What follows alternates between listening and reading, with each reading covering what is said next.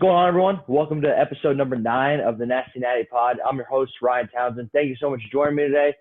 Bring along two special guests of mine. We look to recap the Bengals and Titans game. Big 31-20 win today for the Bengals. Huge win, huge statement win for Zach Taylor and the team. Special guest today joined actually two of my friends from Wilmington College, Brandon Smith and Cameron Harbert. Actually went to the game with them today, and then also went to the game with Lance Fleischman. Right to Cam's left over there if he wants to peek in, say hi to the crowd a little bit. Yep, all four of us today were at the game. 27 rows off the field, section 130. Absolutely fantastic time today watching the Bengals dominate the Titans. Just a huge win for us, man. I'm looking forward to this podcast today, getting it rolling. So I'll start here with Cameron. Overall, just give me your reaction, your feelings during the game, what you saw during the game, and overall just how the Bengals played. Yes, sir. Honestly, I thought it was domination from start to finish. Although maybe the final stat line and the score might not indicate that. I felt like while we were there, at least, this feeling in the stadium was Cincinnati was in control of the whole game. Yeah, absolutely. Couldn't agree more with that. Just overall, when we talk about dominating, it really started with the first drive. Even if we got that field goal, I mean, we're still putting points up. They go down. We get the interception for Bates. The momentum shifts a little bit. So, Brandon, what did you think of the game today? What was your reaction to everything? Pretty much everything that could have went our way. I mean, a lot of 50-50 calls went our way, which wasn't really used to. It's just refreshing to see. I think that was a huge thing too when we're talking about, the 50-50 calls and like the plays that we thought wouldn't go our way, usually like you're talking about, that went our way. Like we're getting stops here. Von Bell has these 2 interceptions that are called back, and then we get that stop right there, get the offense back on the field. Just a lot of things was going Cincinnati way today, and I was pretty happy about it. So leading off here into the questions a little bit, I'm going to start with Brandon here.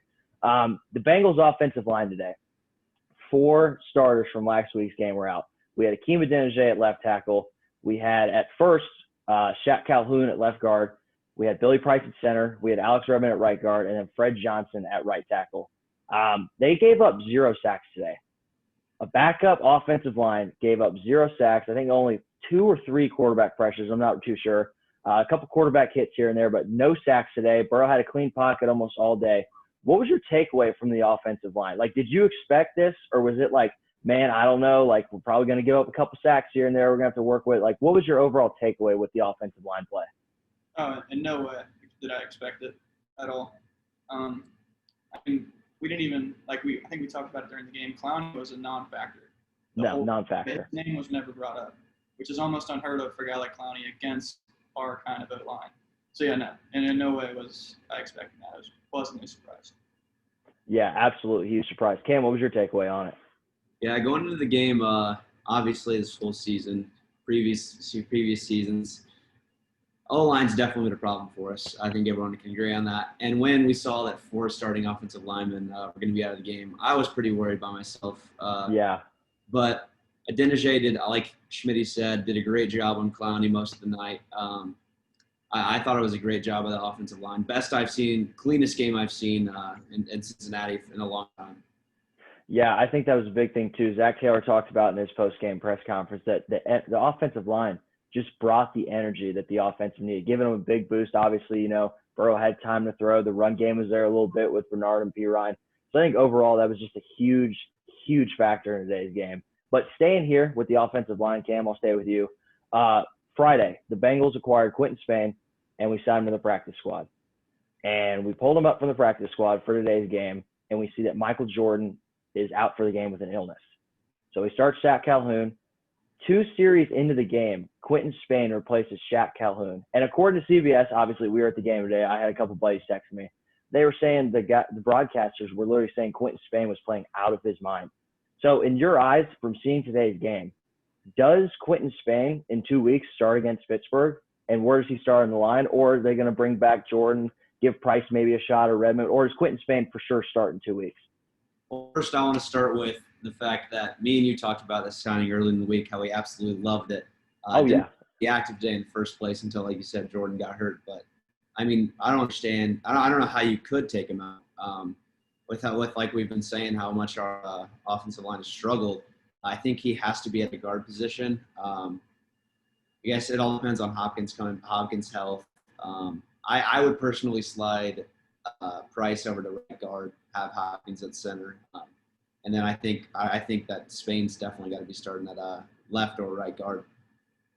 Yeah, I think just one of the big things to look into is Spain. Obviously, we bring him in here to play, but like I don't know if Quentin Spain really touches the field if Michael Jordan is healthy today. That's the thing that I'm kind of getting a little bit. Now, don't get me wrong, he played great today, fantastic, huge boost for us. But like, does he fit at the left guard position? Does he fit at the right guard position? And Brandon, what's your take on this? I think he definitely needs to be the guy from here on out, in my opinion. Really? Yeah, I mean, we've had no offensive line success all year long, and we plug him in, and we automatically have all the success. I know it's 1 out of 5 guys. Right. There's an instant change the second he was in the lineup. Because I mean, it's nice to see that free agency. We have no pass blocking at all. It's just subpar. We go out and get passing blocking guards in the league. It just shows a little bit of initiative. And we have a bye week coming up, which is huge for scheme. Yeah, I think it's no question he has to be the guy. I mean, he did fine today with barely knowing the playbook. Yeah, I think that was a huge thing we talked about today at lunch too. Me and Cam and you, we were talking about it. Like, we wanted him to start when we saw Shaq Calhoun was starting. We were like, I don't know if that's the right guy because we just signed Quentin Spain, but we were talking about not knowing the playbook. If you don't know the playbook, I think it's kind of hard. But like, obviously he knew enough of the playbook today to play after the second series, and he was in the rest of the way. So big props to him. I'm looking forward to seeing what he can do in Cincinnati from here on out.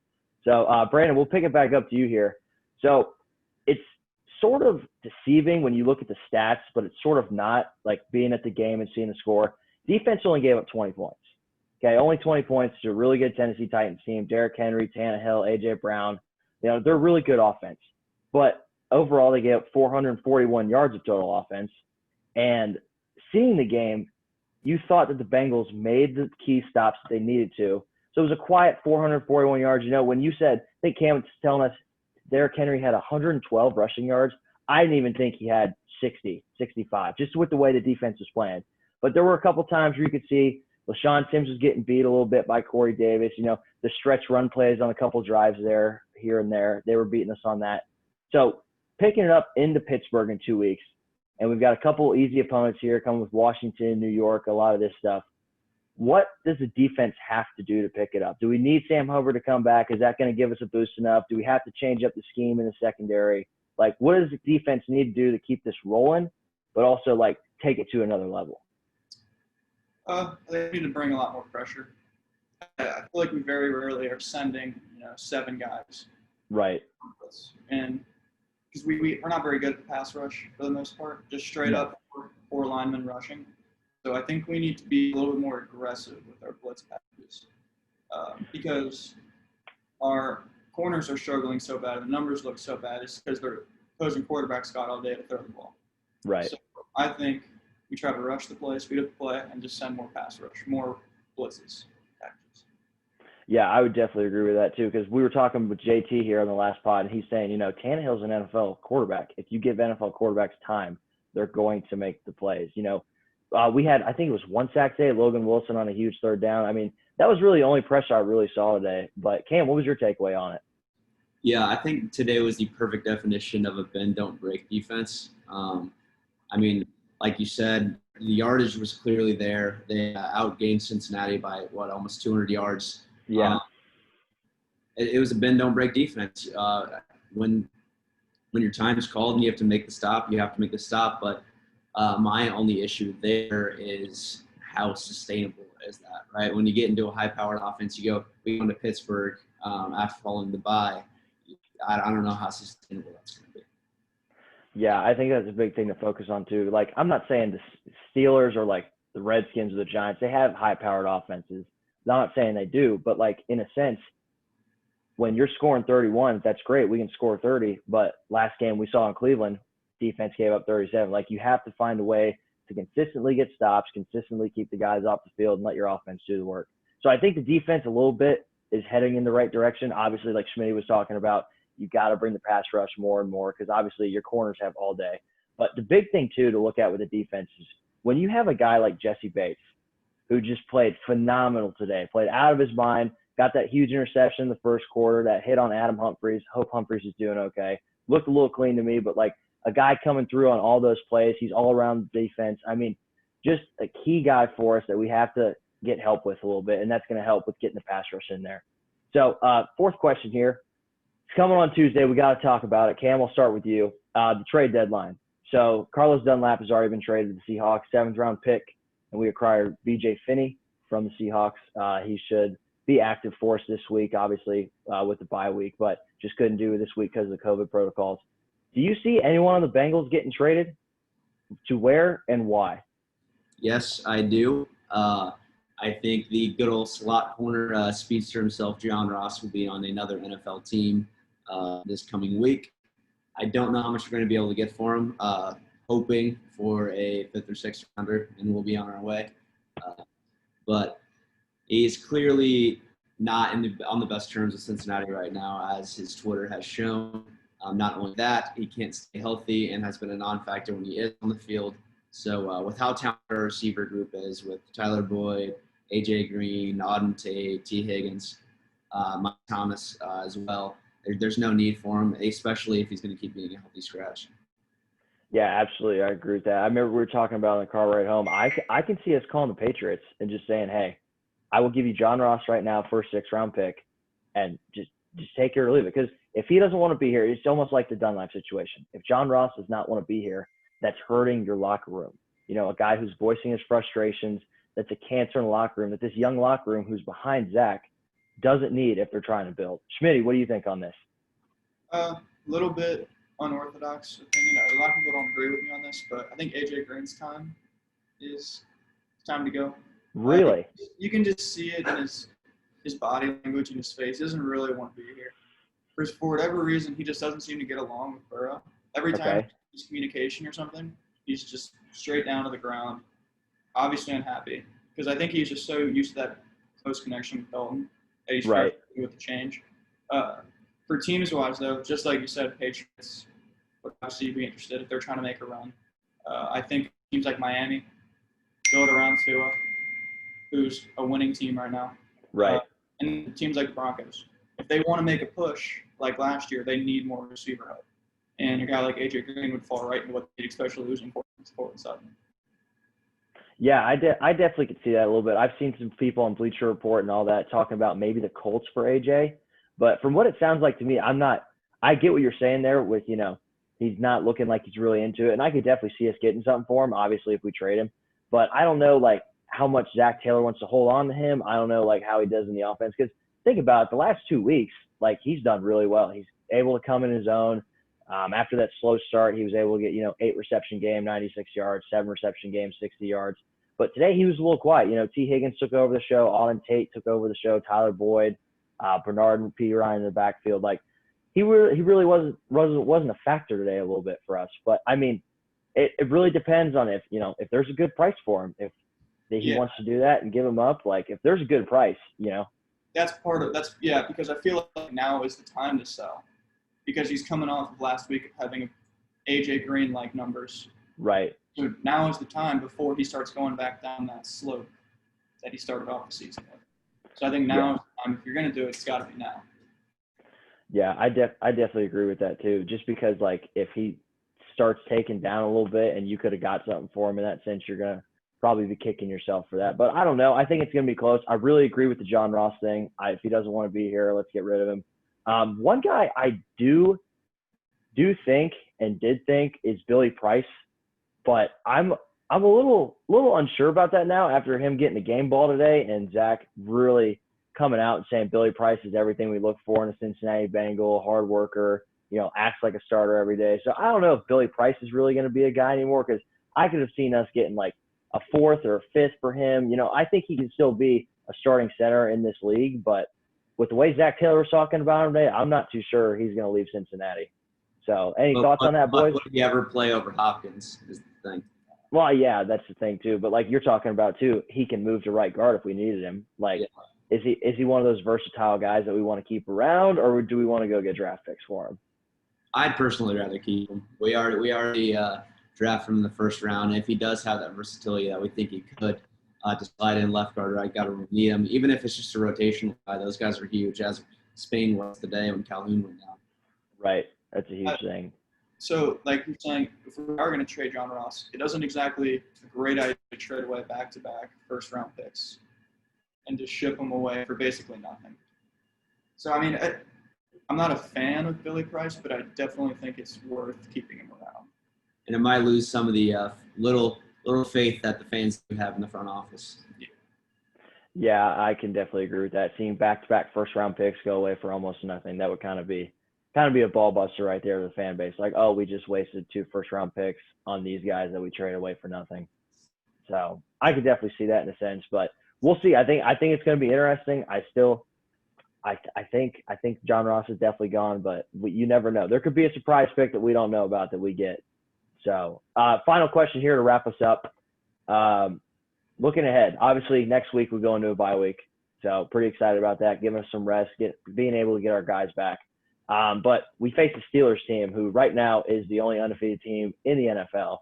I'll ask just both of you. One of you can go first. I don't care who. What do you guys see in the Pittsburgh Steelers? And really, what do the Bengals have to do to really keep up with this team? Well, clearly, as they've been for a while, Steelers are a very solid defensive team.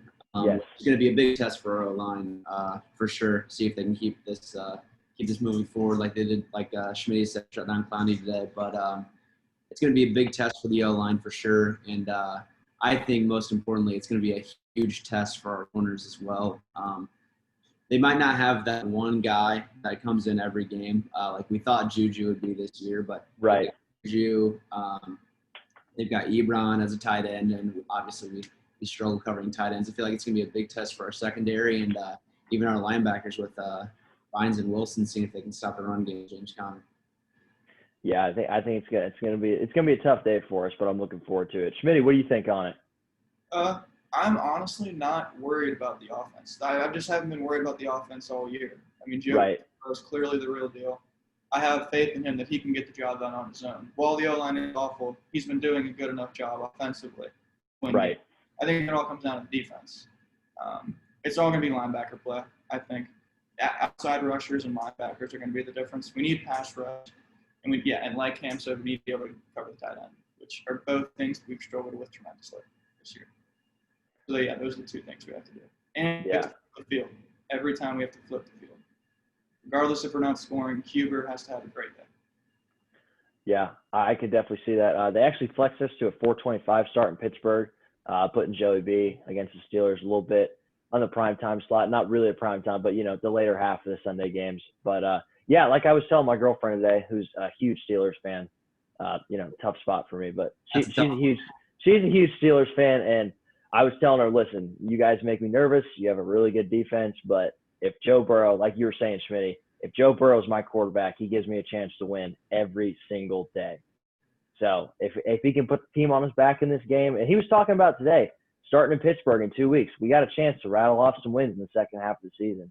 So if they can start in Pittsburgh and giving them their first loss, I don't know who they play next week. Hopefully they win. Because if we're here to give them their first loss, I'm here for it. I'm here for it. That would be probably the highlight of the season for me, unless somehow we sneak in the playoffs. Then that's obviously the highlight.